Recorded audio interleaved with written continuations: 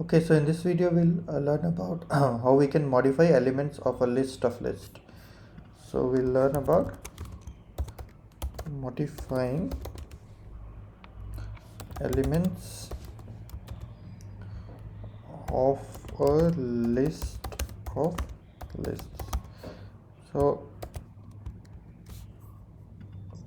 let's see, we have the matrix, and in that matrix, let me see, I want to change this, let's say 8 to 10. So how can I first access this? So I need to know how to access this, right?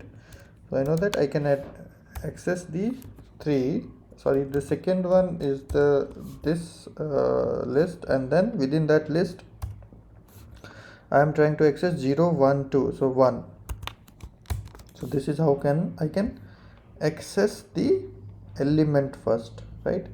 And similar way, once I know how to access, I know modifying the value, the element, okay, the element.